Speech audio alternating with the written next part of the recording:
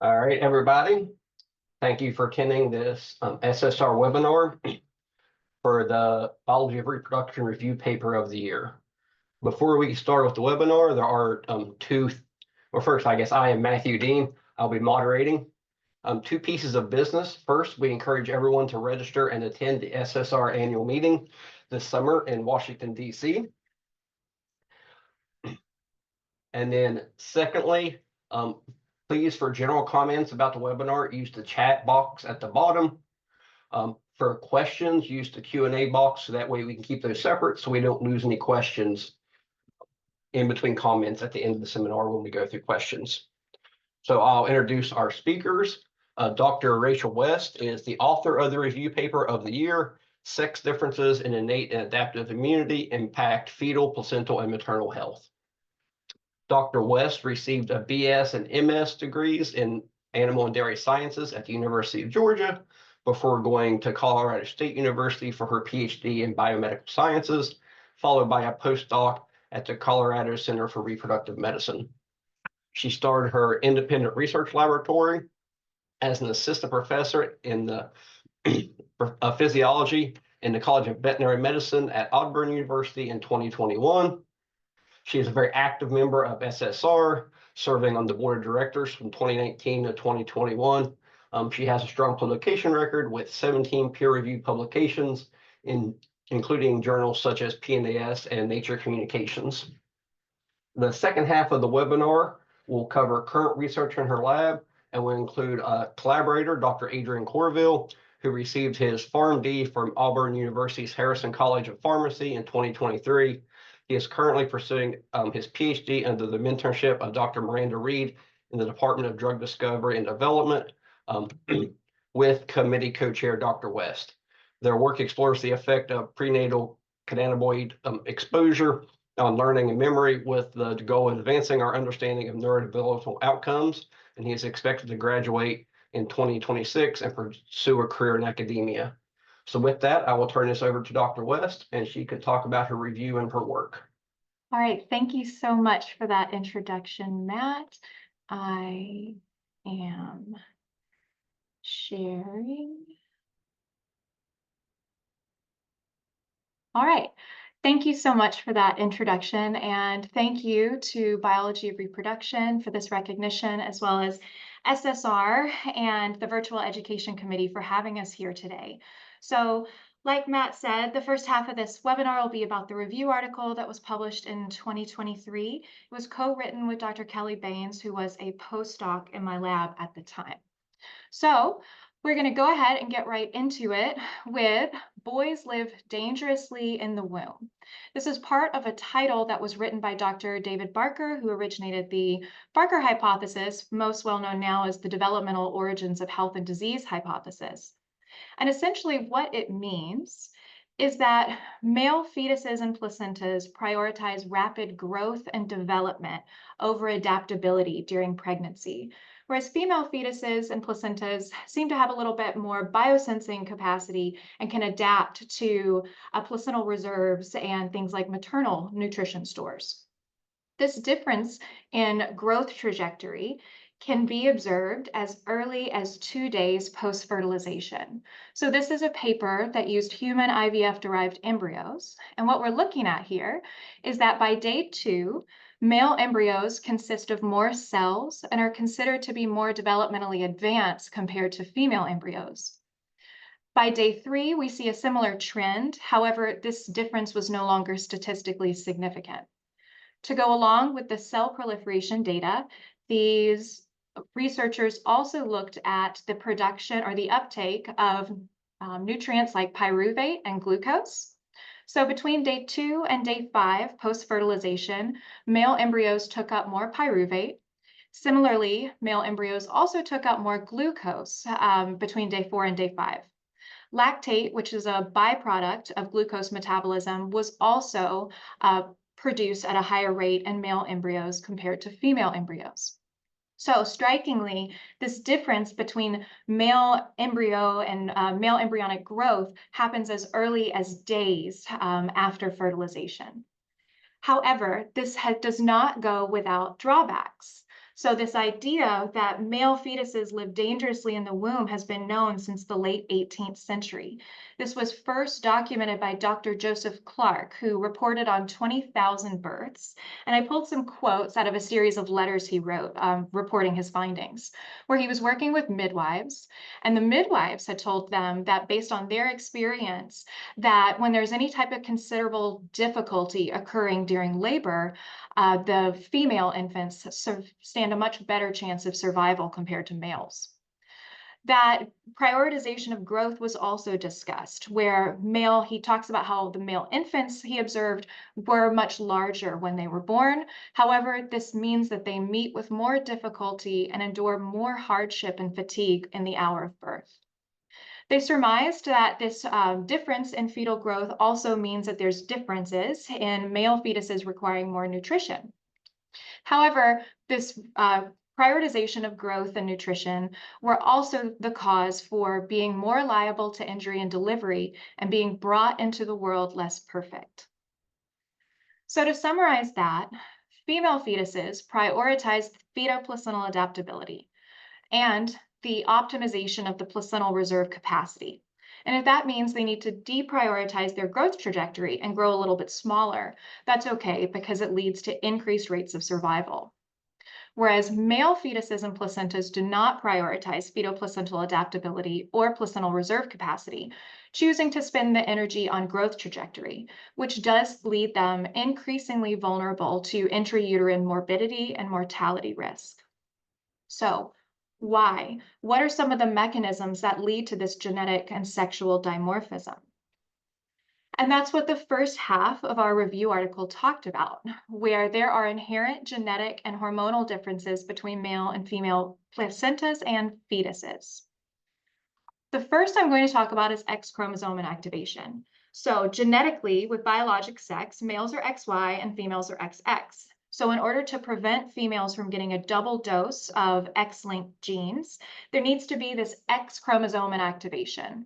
So in humans, this is random. So either maternal or paternal X chromosome can get inactivated. It's an epigenetic process that essentially renders that DNA inert and leads to the creation of this BOR body. However, there are different portions of this X chromosome that can go through escape of X chromosome inactivation, which means parts or domains of the X chromosome can either partially or completely escape X chromosome inactivation. There are about 1,400 genes that are found on the X chromosome. 15 to 23% of them are thought to be able to either partially or totally escape X chromosome inactivation. This is not a comprehensive list of immune-related genes that are found on the X chromosome, but all of these genes have been described to be able to either partially or completely escape X chromosome inactivation in adult immune cells.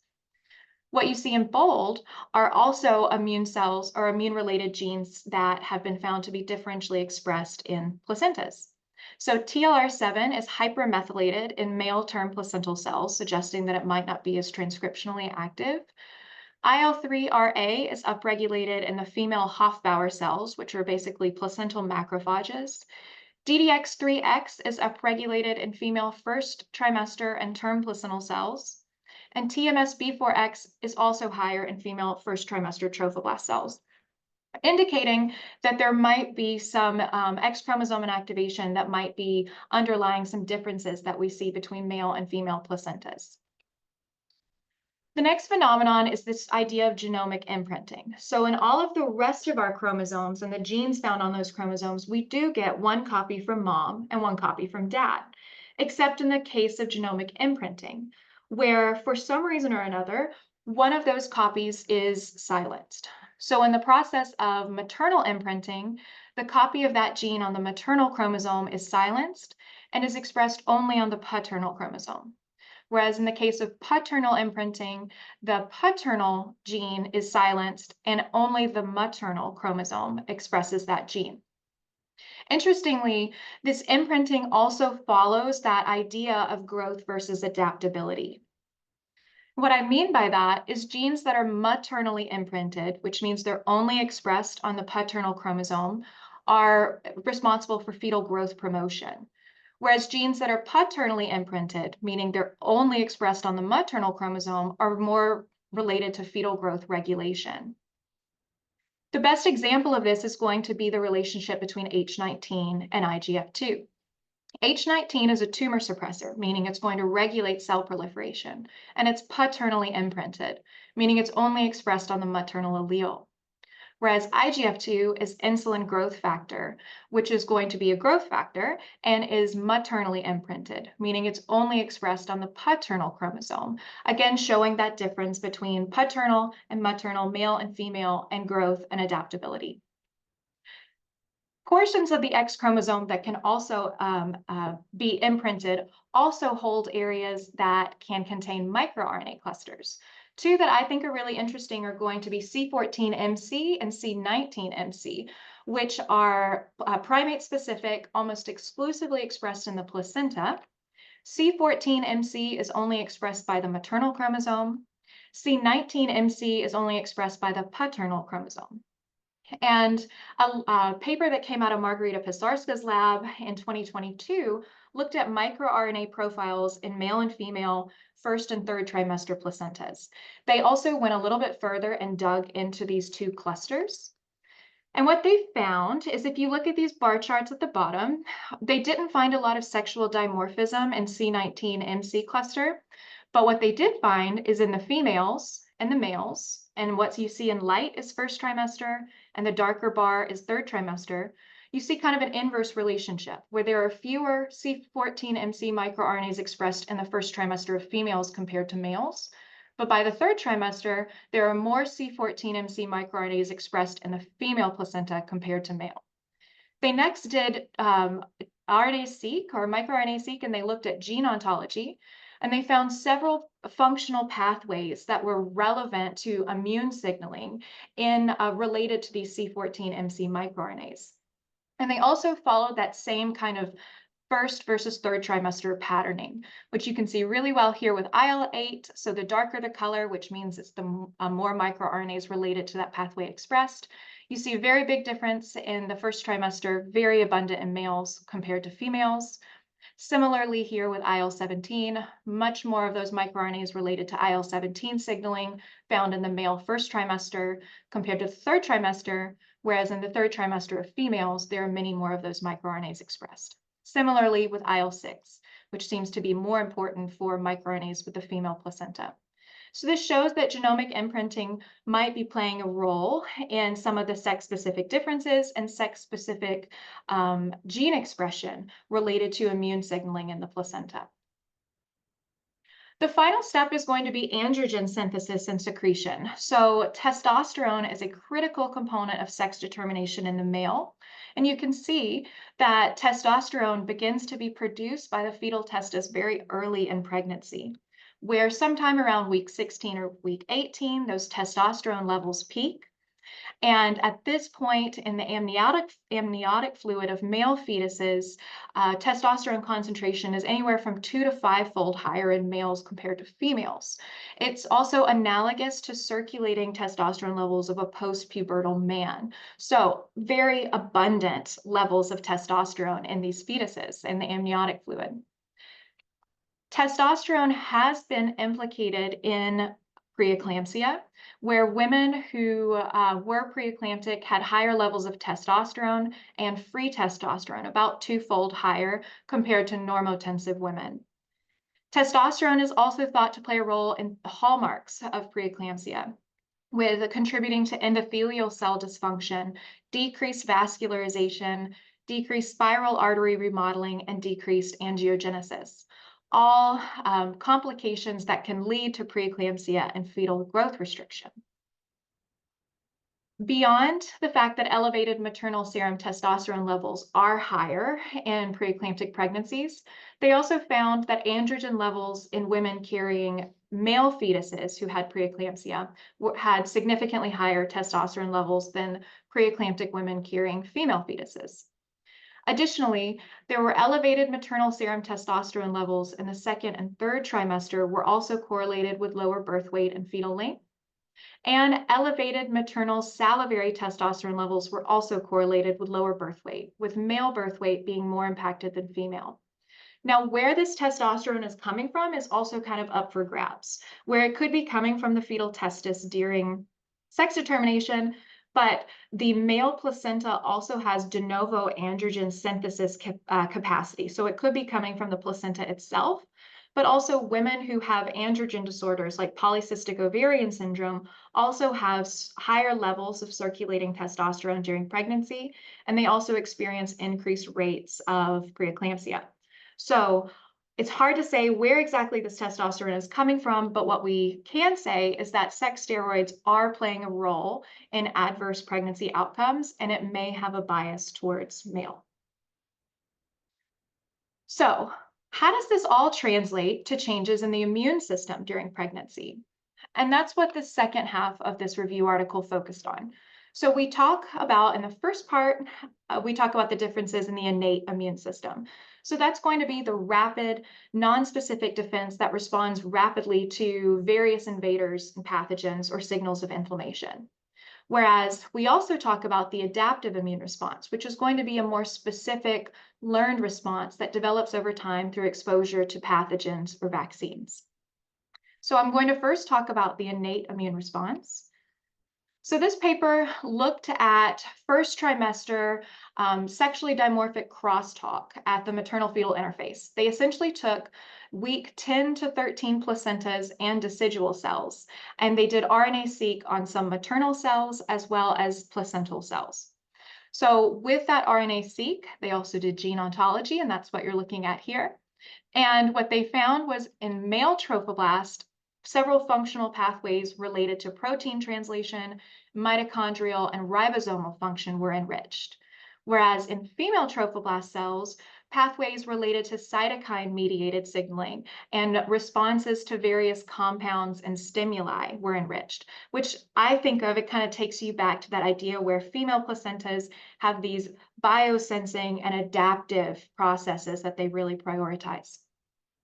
Additionally, immune-related genes like CCL3, CCL4, and CXCL8 were all upregulated and differentially expressed in female trophoblasts compared to male. Now, in the Hofbauer cells, which are those placental macrophages, and then the decidual antigen-presenting cells, they also found differences in female immune-related cells for immune genes, showing that just at baseline, that there are inherent differences at the maternal interface between male and female fetuses, and some of those are related to the immune response and that biosensing capacity. Now, to put it in the context of a pathology or an infection, this was a great paper that came out in 2021 from Andrea Edlow's lab. It's actually what got me most interested in this area, where they looked at or took placentas from women who had contracted COVID-19 during their third trimester of pregnancy, and they compared them to placentas from women who had not contracted COVID-19. So what you see in blue are going to be SARS-CoV-2 negative samples, and what you see in orange is SARS-CoV-2 positive, and then of course female versus male. They looked at interferon stimulated genes, so these are going to be a part of the innate immune response. What they found is that levels or mRNA levels of IFI6 and CXCL10 were significantly higher in male infected placentas compared to female.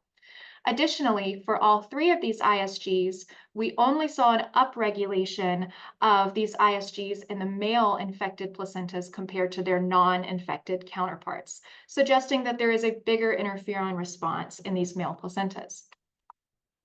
To take it a little bit further, they then looked at the protein levels. We just talked about interferon-stimulated genes, so they looked at the proteins of interferons. And what they found with interferon alpha is that only, again, male infected placentas had an increase of protein levels of interferon alpha compared to their non-infected counterpart. Whereas with interferon gamma, we saw that same thing, but additionally, levels of interferon gamma were significantly higher in male infected placentas compared to female. We also saw with some ISGs, similarly CXCL10 and CCL4, but what's really interesting here is that females had a decrease in those protein levels of ISGs, just further showing that there are really big differences in the innate immune response, and males are having a much bigger interferon inflammatory response compared to females. The final figure you see here, they also looked at the density of those placental macrophages, the Hofbauer cells. What they found is that there was only a male-specific increase in Hofbauer cell density compared to the non-infected placentas. This Hofbauer cell hyperplasia has been documented in many congenital viral infections of the placenta, like Zika, CMV, and HIV, but this was the first study to show that there might be sex-specific differences in that hyperplasia. So in the interest of time, I am going to move away from the innate immune response and move towards that trained, slower learned immune response in the adaptive immune response. And I'm first going to talk about differences in the adaptive immune response in an adult population. So this study took two groups, two cohorts. We have adults and we have an age population. And then they looked at their ability to make antibodies after being immunized against H1N1. What they found was that adult females had a higher neutralizing antibody seroconversion rate compared to males. But this increased rate was decreased, or this increased rate kind of went away when these women were in the aged cohort. So to get a better understanding of why that happened, they looked at concentrations of sex steroid hormones. So not surprising, in both of our age populations, estradiol is lower in aged females, testosterone is lower in aged males. But what was interesting is that there were correlations with the ability to make antibodies and concentrations of these hormones. So much more correlated in our aged female population, where higher levels of estradiol were correlated with higher titers of those neutralizing antibodies. It wasn't as correlated, but it was still significantly significant and statistically significant in our adult females. So estradiol seems to have a positive correlation with antibody response. Whereas we saw the inverse with testosterone, where in the adult male population, men who had the highest testosterone levels had the worst neutralizing antibody titers. So again, showing that there are inherent differences in sex steroids and their ability to influence our immune systems. To take it back to pregnancy, I did double check this morning, but the CDC does still currently recommend vaccination against whooping cough through the DTaP vaccine, flu, COVID-19, and RSV during the third trimester of pregnancy. This allows for antibody transfer from mom to baby to allow the baby to create an immune response before they're even born, to give them some protection against these viruses before they're able to get vaccinated. There haven't been a lot of studies in this area, but there have been a couple. So infant boys born to mothers vaccinated with the DTaP vaccine during pregnancy had significantly higher concentrations of anti-pertussis antibodies compared to girls. But the time to reach the highest antibody concentration before the waning of antibodies was also earlier in boys compared to girls. Beyond vaccinations during pregnancy, we all have been vaccinated against a series of childhood illnesses. And so this looked at just antibody levels of different antibodies for vaccines we got during childhood. And male sex was associated with higher anti-rubella cord blood concentrations. However, there was no correlation between sex and concentrations of measles, mumps, tetanus, diphtheria, pertussis, or influenza. To take it back to that idea of infection during pregnancy, I want to talk about a little bit more about that SARS-CoV-2 paper. So that group also looked at the adaptive immune response. What they found is they profiled antibodies targeting the spike protein, the receptor binding domain, the spike S1 subunit, the spike S2 subunit, and the nuclear capsid protein. So lots of different antibodies here. And what they found in the maternal serum, so mom herself had a lower IgG titers if they were carrying a male fetus compared to a female fetus. Additionally, they looked at the ratio. So how many antibodies were in maternal serum versus the cord blood serum. So how many antibodies crossed that placental barrier, and found that the maternal to cord IgG ratios were significantly reduced with women carrying a male fetus compared to a female fetus, suggesting that the male fetus reduces antibody transfer from mom to baby. To take it a little bit further, they looked for the receptors that actually mediate this IgG transfer across the placenta.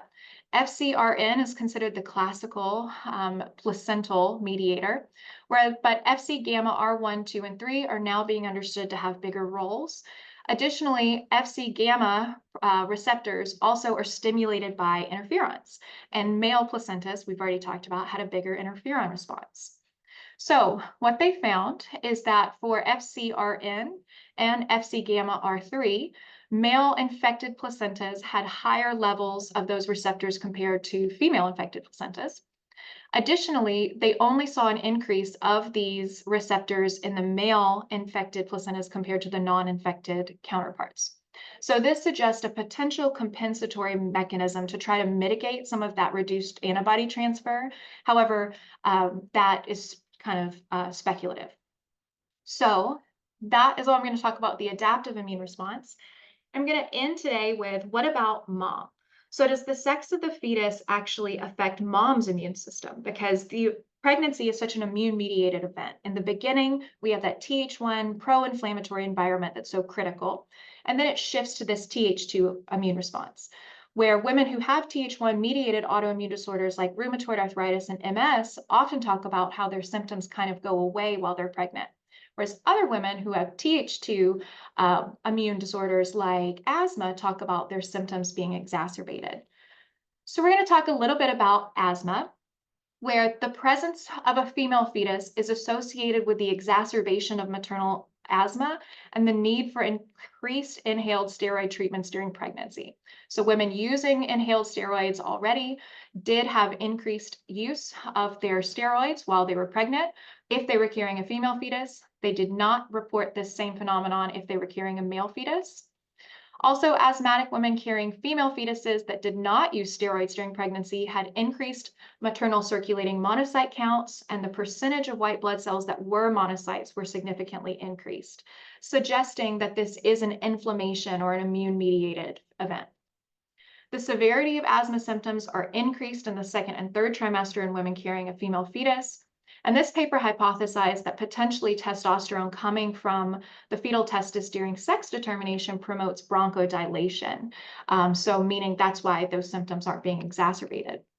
However, there are also higher levels of testosterone in general in the third trimester of pregnancy in the presence of a male fetus compared to a female fetus. That could be related to that de novo androgen synthesis capacity of the male placenta. So to summarize, male fetuses and placentas prioritize fetoplacental growth throughout gestation, and female fetuses and placentas prioritize biosensing and adaptability. Whereas the inability to adapt to a compromised uterine environment does leave male fetuses increasingly vulnerable to adverse pregnancy outcomes. And what the review article summarizes is how those differences in the immune response can play out. So this is a cartoon from that review article. There's clearly some things that we did not get into today. This review article had over 200 citations. So if there's something that piqued your interest or you want to know more, I would suggest checking out the review. But also, I would suggest, if you're interested and want to learn more, these 5 scientists have really driven the field and are leaders in the field of this area. Sabra Klein and the adaptive immune response has got decades of sex-specific research. Andrea Edlow led that SARS-CoV-2 paper, but has also done a large body of work of maternal immune activation and sex-specific differences. Vicki Clifton has got the work with the maternal asthma. Tracy Bale looks at things like maternal stress and sex-specific differences in neurodevelopment. And then Wendy Robinson really gets into the nitty-gritty of things like X chromosome activation and DNA methylation and epigenetic differences between male and female fetuses. So with that, I would like to turn it over to Adrian, who is a PhD student that I have the privilege of getting to co-mentor. And he's going to be talking about some of our research that's been done in coordination with Dr. Miranda Reed, where we are looking at sex-specific differences in prenatal cannabinoid exposure at the placental, fetal, and neurodevelopment of the offspring. So I will hand it over to you.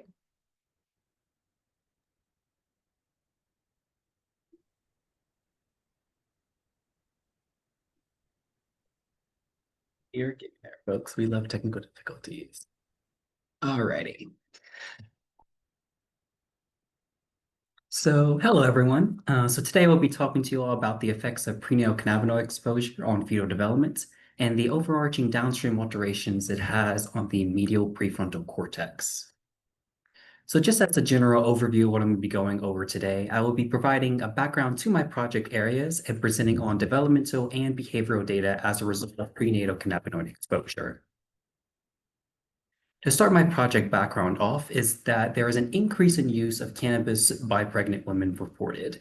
So in the country, marijuana use has been a highly debated topic, especially in recent years with its medicinal use being legalized in most of the country and its full legalization in half the states as of today.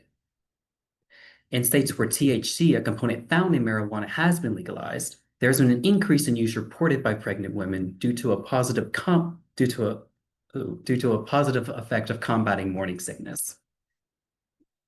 However, this prenatal cannabinoid exposure, or PCE, has been shown to cause neonatal consequences, such as increased preterm birth and NICU use and decreased birth weight, as well as long-term consequences of hyperactivity and decreased memory and attention.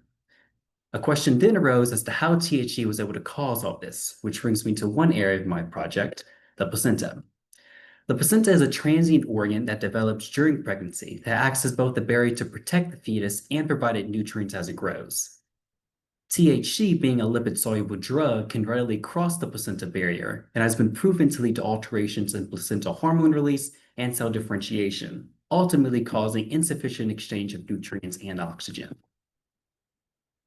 Mammalian species share similar placental morphologies, which allow rodents to be a widely used model to study across species. For instance, two major regions studied in rodent models are the labyrinth and junctional zones, which are homologous to the villus region and extravillus trophoblast column in humans, respectively. The labyrinth zone acts as a barrier to protect the fetus.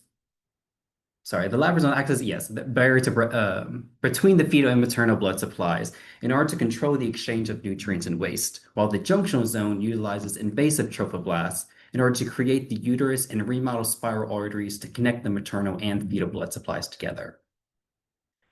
One study has shown how PCE has caused an increase in labyrinth zone area, as well as an increase in maternal blood supply area and a decrease in fetal blood supply area. These area changes drastically increases the blood supply ratio, suggesting impaired nutrient transport. Insufficient nutrients gives rise to many developmental issues, which brings me to the second area of my project, the MPFC. The cannabinoid system regulates neurotransmitter systems throughout the brain, including the glutamatergic system, in order to guide developmental processes. Two major regions with substantial crosstalk enriching cannabinoid receptors include the medial prefrontal cortex, or MPFC, and the hippocampus. PCE has been shown to cause increased anxiety and cognitive and behavioral deficits in human longitudinal studies, as well as correlating animal studies. The human prefrontal cortex, or PFC for short, is divided into 5 subregions: the dorsolateral and dorsomedial, the ventrolateral and the ventromedial, and the orbital frontal cortex. Rodent brains are widely used in neurological and neuropharmacological research due to functional similarities in brain regions, genes, and proteins. The rodent MPFC is divided into 3 subregions: the infralimbic, prelimbic, and the anterior cingulate cortexes. Despite differences between species, a consensus on homology exists. The human ventral medial prefrontal cortex, containing Brahman areas 25 and 32, are homologous to the rodent infralimbic and prelimbic cortex respectively, while the human dorsal medial prefrontal cortex, containing Brahman area 24, is homologous to the rodent anterior cingulate cortex. The MPFC is responsible for facilitating things such as decision-making, forming memory connections, and behavioral flexibility. Behavioral flexibility refers to the ability of an individual to adapt their behavior in response to changes in the environment or new information. This trait is crucial for problem solving and learning, as it allows individuals to modify their actions and strategies when faced with new challenges or unexpected situations. In the context of neuroscience and psychology, behavioral flexibility is often studied to determine and understand how the brain supports adaptive behavior. Medical conditions like schizophrenia, autism, or OCD are examples where behavioral flexibility is being impaired. These people experience behavioral rigidity, where when situations or rules change and they need to change their behavior accordingly, they fail to do so. This figure displays various ways of testing behavioral flexibility through sorting tasks in infants as young as 1-year-olds to adulthood, where the rules to the sorting task were changed on them, and they are tested to see if they are able to adapt their sorting strategy or if their condition causes behavioral rigidity and prevents them from following the new rule. Behavioral flexibility is essential for navigating complex and dynamic environments, making it a key area of interest in research on brain function and development. This brings me to my hypothesis for my project, where we propose that inhaled prenatal cannabinoid exposure causes sex-specific impairments in fetal and placenta functionality, which in turn disrupts prenatal brain development, as well as sex-specific impairments in adolescent NPFC neurodevelopment, contributing to altered NPFC glutamatergic signaling and associated behaviors. To start off the experimental design, we have our dosing paradigm. So major differences with previous PC animal studies is with their administration methods. Some studies utilize intraperitoneal or subcutaneous injections, which are not common routes used in humans, making these studies less translatable. Oral gavaging, while mimicking ingesting THC orally in humans, gives rise to bioavailability issues, as first-pass metabolism affects the amount that actually enters the bloodstream in order to reach the brain and therefore correlate to how much is actually crossing the placenta. The other most common route of THC consumption in humans is through inhalation. This route is able to bypass first-pass metabolism, therefore providing more accurate dosing and translatability. So on gestational day 5, the pregnant dams are either exposed to vaporized THC and polyethylene glycol 400, or PEG 400 for short, or to only PEG 400 as a control. They receive 2 10-second puffs delivered over a 15-minute period once daily. This dosing regimen is designed to deliver a moderate level to the brains, which will correlate to a moderate drug delivery across the placenta to the growing fetuses. Through this dosing regimen, the animal offspring will create our 4 treatment groups of THC males and THC females, and vehicle males and vehicle females. One cohort of dams was then selected to undergo fetectomies in order to dissect out the placentas and the fetal brains. The first thing that had to be done was establish the sex of each fetus through tail snip samples via a single-step PCR protocol we developed and published that amplifies the X and Y chromosome homologs in rat tissue in just one step. In this protocol, the samples had their DNA isolated before undergoing a one-step multiplex PCR with DDX3X and DDX3Y forward and reverse primers for DNA amplification. After which, the samples were then imaged for the DNA fluorescein dye, where either they had both the X and the Y amplicon, indicating a male sample, like in lanes 1 and 3, or only the X amplicon, indicating a female sample, like in lanes 2 and 4. From there, we then proceeded to isolate the RNA from placental and fetal brain samples to send off to Novogene for RNA sequencing, as well as we started analyzing placenta and body weight developmental data. So kind of moving now on to our developmental data portion of my talk today. So both THC males and THC females had significantly greater fetal weights compared to their vehicle groups. Additionally, the THC males had significantly greater placenta weights compared to the vehicle males, with the THC females having a trending greater placenta weights. No differences were detected based on the fetal to placenta ratios in either sex. The question then arose as to how and what was the reason for these increases. The Novogene placenta RNA sequencing results were able to shed some light into this. So here we're going to be talking about the various volcano plots that were given from them in order to overall compare the differences between the vehicle samples and the THC samples, with a depiction here showing the number of up versus down regulated genes in the legend. What was interesting to see was whenever we split the groups by sex, we saw a drastic difference in the number of differently expressed genes of the male groups compared to the females. This potentially shows us how sex can be a determining factor in just how drastic RNA expression changes as a result of PCE on this transgene organ. Some of the major gene relations we have seen is changes in metabolism, cell proliferation, and immune signaling, as well as genes associated with Parkinson's disease pathway and neural development. We are currently hypothesizing that there is a dysregulation in lipid absorption and storage in the placenta, which could account for this increase in weights. These are some of the associated genes driving our hypothesis in this. Apolipoproteins on the top row are involved with lipid transport, assembly, and clearance, and their upregulation could account for an increase in lipid trafficking. Meanwhile, lipid metabolism-related genes on the bottom row affect the uptake of long-chain fatty acids and cholesterol-related immune activation. Together, these results suggest enhanced lipid metabolism to support tissue remodeling or immune defense, a shift toward anti-inflammatory and lipid signaling, and interestingly, a compensatory response to oxidative stress or inflammation. SIRT1 is known to be a negative reflection of chronic inflammation and oxidative stress. So its downregulation in the placenta backs up this compensatory response idea. SIRT1 is crucial for placenta differentiation and angiogenesis, and its downregulation has been associated with conditions such as preeclampsia, preterm birth, and as most importantly, placental dysfunction. Now, how exactly do these prenatal body weights correlate to postnatal body weights of other cohorts that were allowed to give birth? Something I stated at the start of this presentation was that THC leads to alterations in placental hormone release and cell differentiation, ultimately causing insufficient exchange of nutrients and oxygen and decreased birth weights. Our postnatal data from dams that are allowed to give birth show that both THC groups have significantly lower body weight starting on postnatal day 15, or the human equivalent third trimester/birth time point. Overall, our data shows a decline in postnatal catch-up growth as a result of PCE, suggesting alterations in metabolic processes. So now, how exactly do these alterations affect neurodevelopment in the fetus? Just like with the placenta, the fetal brain also has a drastic difference between the vehicle samples and THC sample gene expression. And similarly, it appears that the females once again have a larger number of differentially expressed genes compared to the males, highlighting once again how sex can be a determining factor to your susceptibility to genetic alterations as a result of PCE. So our lab focuses on the learning and memory aspect of the brain, and the biggest portions involved with learning and memory is something called EI balance, or the balance between the excitation and inhibition signaling in the brain. Here are just a few of the genes that have to do with maintaining that balance. So while I know this is all a lot to look at and explain, so I decided to kind of create this chart and figure to kind of help visualize things better.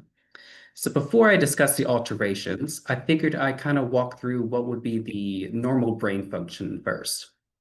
So first we have glutamine, an amino acid that gets absorbed into presynaptic terminals through SNAPs, where they are then converted into glutamate via glutaminase.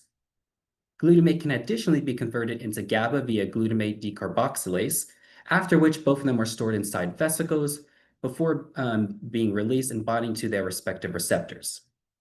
Glutamate is then absorbed into astrocytes located in the brain to be converted back into glutamine via glutamate, ammonia, and ligase in order to start the cycle all over again. PCE appears to cause these changes depicted here, with green correlating to upregulation and red to downregulation.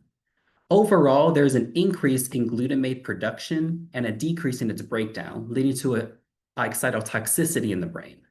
This can potentially also shift the conversion of glutamate into GABA and result in more neurotransmitter signaling at all their respective receptors. This dysregulation appears to once again affect females more so than males. Now the question is, how do these fetal neurodevelopment alterations affect learning and memory later in life during the human equivalent adolescence time period? The specific behavior task I'll be covering today to address this is the Y maze with spontaneous alternation and the Moore's water maze. The Y maze with spontaneous alternation is a short-term working memory task where animals have 10 minutes in order to explore a three-armed maze in order to evaluate their path length, percent alternations, and the number of indirect and direct revisits. To start off with, the current data shows that there's no differences in path length in either sex, basically telling us that there's no motor-related deficits, as the animals basically travel the same total distance in the 10 minutes. There was shown, however, to be a significant increase in THC male percent alternation compared to the vehicle males, with a higher percent alternation correlating with better spatial working memory. An alternation is essentially counted for whenever the animal successfully goes from arm A to B to C, or the reverse order, C to B to A, without going back to a previously visited arm. If the animal were to say go from arm A into the center of the maze and then back into arm A, that would be what we call a direct revisit. Or if the animal were to go from arm A into arm B and then back into arm A, that would be considered an indirect revisit, with a lower number of revisits correlating with better spatial working memory. Our current data shows that THC males have significantly less indirect revisits compared to the vehicle males. Females, on the other hand, did not show any differences in their percent alternations or indirect revisits, and neither sex had any differences in their direct revisits. This task identifies how PCE affects short-term memory in a sex-specific manner, with males having improved short-term spatial working memory and females not experiencing any differences. Now, while this task was tailored to testing the MPFC's ability to facilitate decision making, this next task will investigate its ability in forming memory connections and behavioral flexibility. The Moore's water maze is designed to train animals to find a hidden platform submerged underwater based on spatial cues located around the room. Over the course of 5 training days, the animals should learn where the platform is located and start going directly to it. During these training trials, we are measuring the animal's escape latency, which measures the time it takes for the animal to find the platform, the path length, which is the distance the animal swam to find the platform, swim speed, and percent thigmotaxis, which tests their anxiety. Rodents, whenever they are scared or anxious, like to be in enclosed spaces or up against walls. So the stigmataxis specifically is that pretty much the outer 10% area of the region of the pool, where the animal is anxious, they'll be spending most of their time here. Additionally, probe trials are conducted on days 4 and 5 before the trainings, and lastly on day 6. In these trials, the animal is removed and the animal swims basically freely around in order to test the percent time spent in each quadrant. So this original task I'm going to be talking about first is basically geared towards hippocampal-mediated long-term memory. So our training data for starters showed that neither males nor females showed differences in their escape latency over the 5 training days via repeated measures ANOVA, basically suggesting a similar task acquisition rate for learning the platform location and not complete long-term memory deficits. One thing to note is that THE males and females both had trending slower swim speeds compared to their vehicle groups, with no differences in their path length. This combination of results shows a potential for both THC groups having a decrease in motivation to escape the maze, which does match human literature studies with PCE children showing neurobehavioral effects, with one of them being a decrease in motivation. This is all especially true whenever you consider the fact that in the Y maze task, we didn't see any motor-related deficits as well.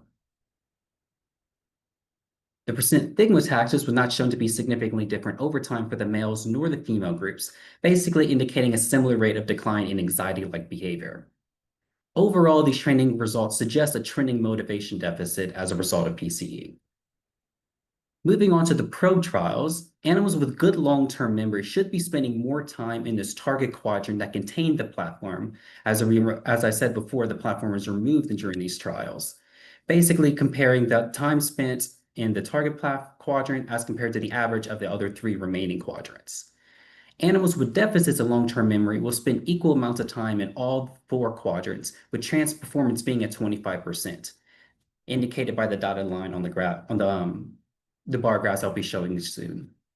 Ultimately meaning that they're unable to remember where the platform is located if it's pretty much all the quadrants equally. The first and second probe trial results show that neither sex preferred the target platform quadrant, basically suggesting a lack of acquisition to the task, which is to be expected as animals have only had a few training days to acquire the task at this point. During the third probe trial, however, both male groups spent significantly more time in the target platform location compared to the other remaining quadrants, basically suggesting that there's no deficits in their long-term memory. With the female groups, on the other hand, only the vehicle female groups showed significant preference for the target quadrant, albeit the THC females were having a trending increase towards the target area. Overall, this task suggests that PCE can potentially affect long-term memory in a sex-specific manner, with THC females not fully acquiring the task as of yet. Where the MPFC comes into play is in this reversal task that follows, where the platform is moved to the exact opposite side of the pool in order to have repeated trainings and probe trial days for this new platform location.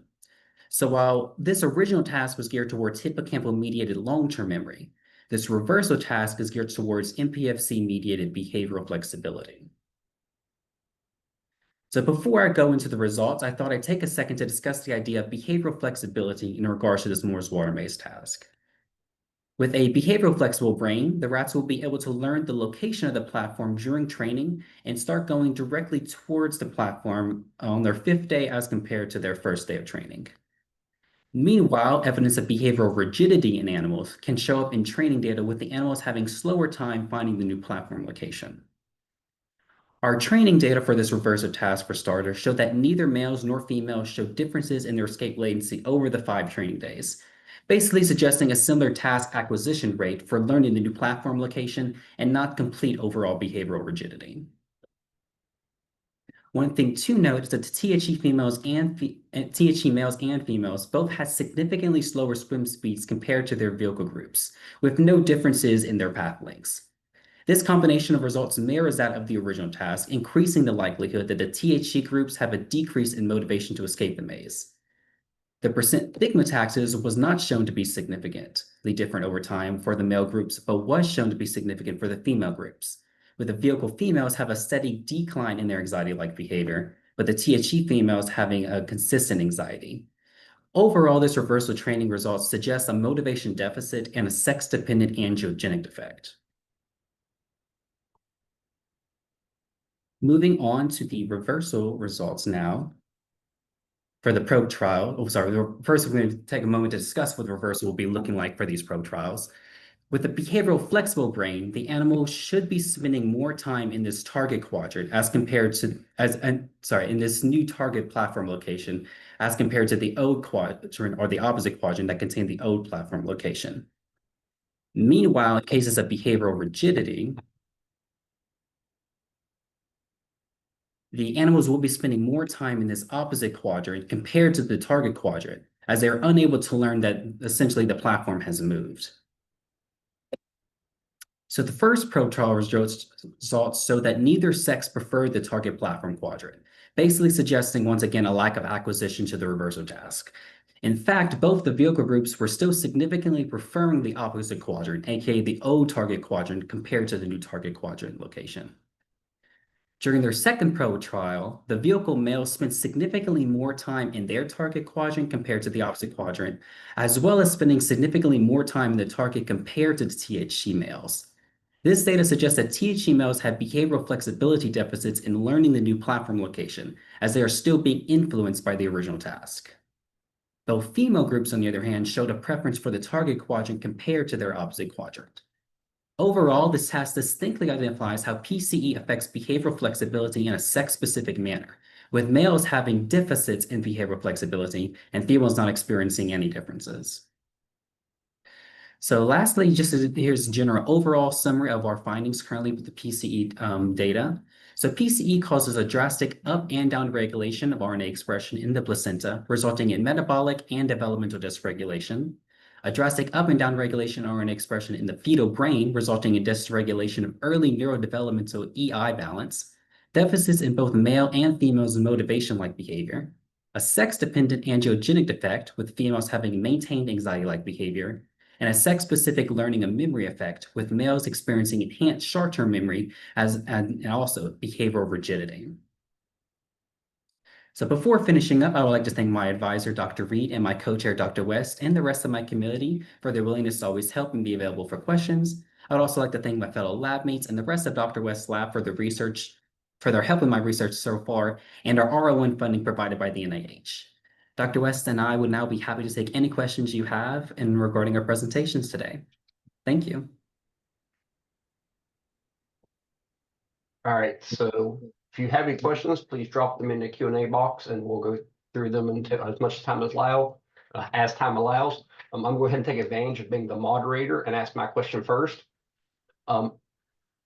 Rachel, so I'm always interested in sex differences, especially in utero. It would seem like male and female embryos have the same goal, to be born, healthy. Do you think there's an evolutionary reason for the male and female embryos to take different strategies, or could it just be a side effect of incomplete X activation, or what are your thoughts?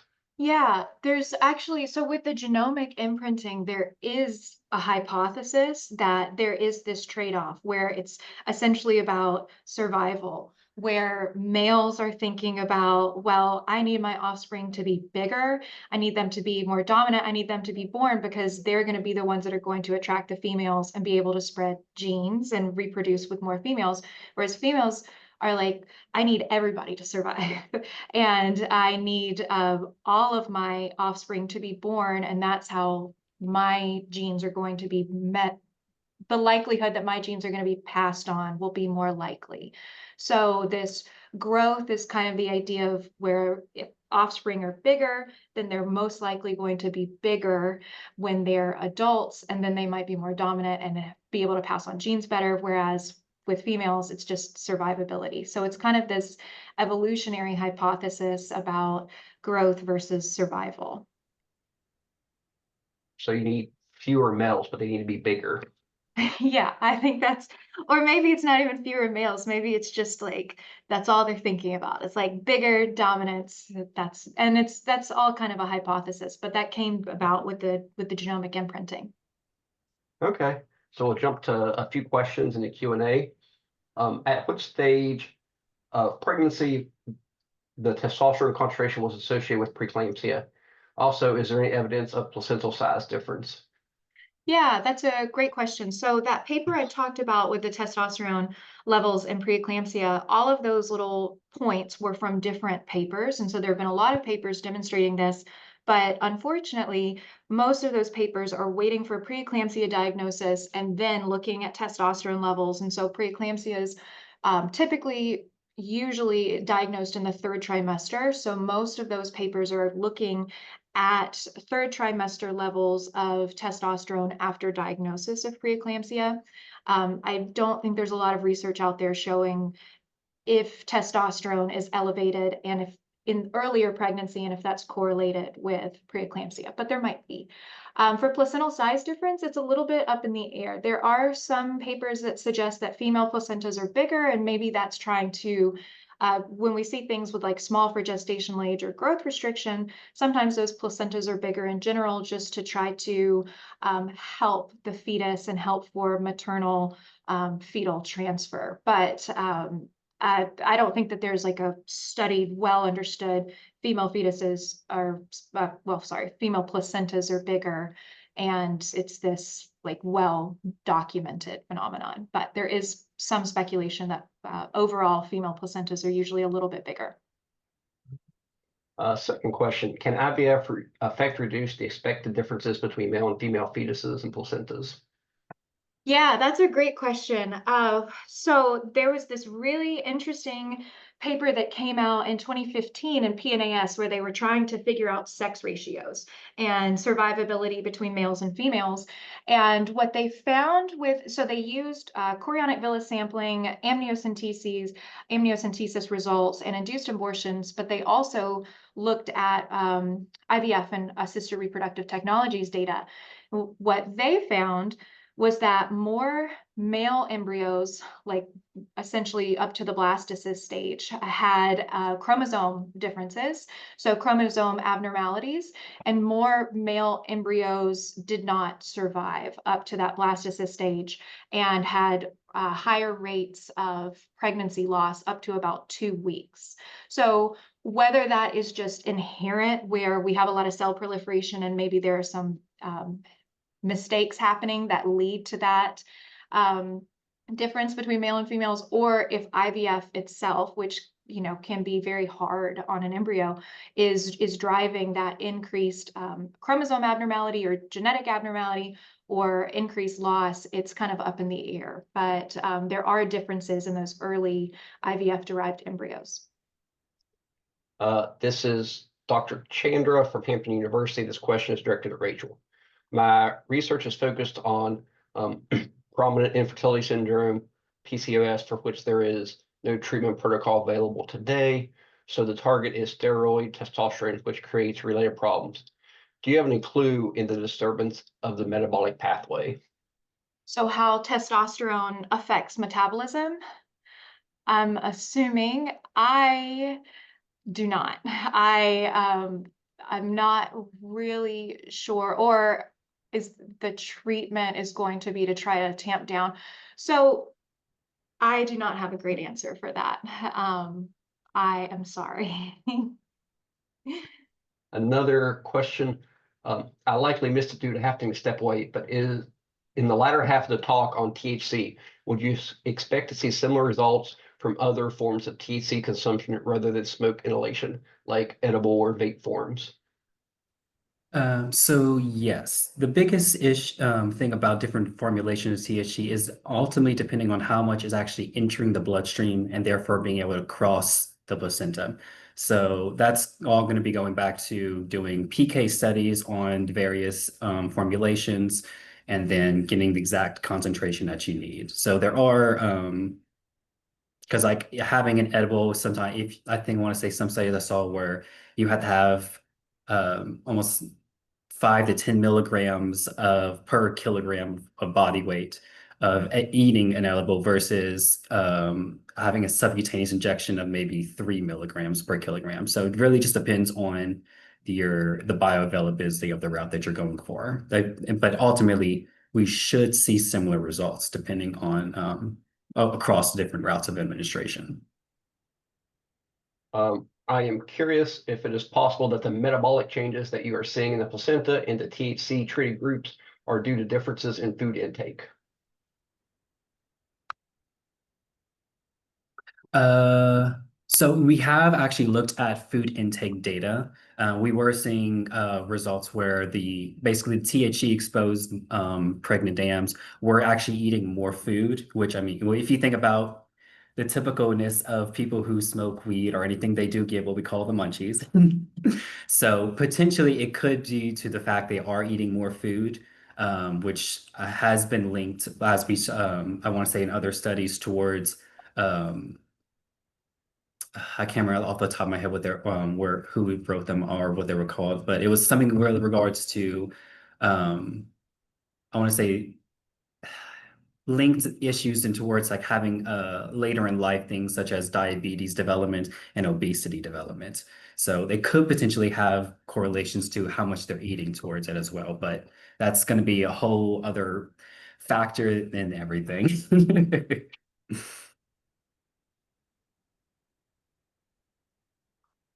Okay, Adrian, can you comment on why female fetuses had more DEGs than males in your study? Yes. So what I'm kind of surmising is kind of correlating back to Dr. West's project, and I'm sorry, her review and basically talking about how females are more adaptive. So if I to kind of hypothesize as to why they're having more, it's because the females are experiencing this dysregulation as a result of PCE, and therefore they're trying to change all their gene expressions in order to compensate for it all. As compared to the males who are less adaptive and everything. So that's at least where we're kind of leaning towards assuming and everything. Okay. Let me check. I believe that is all the questions we have today. All right, so I'd like to thank both our speakers Thank for you a so great much. seminar. Thank you, and thanks everyone for coming. But yeah, thank you so much, Dr. West, for inviting me to come do this with you. And thank you everyone for joining in and all of your questions.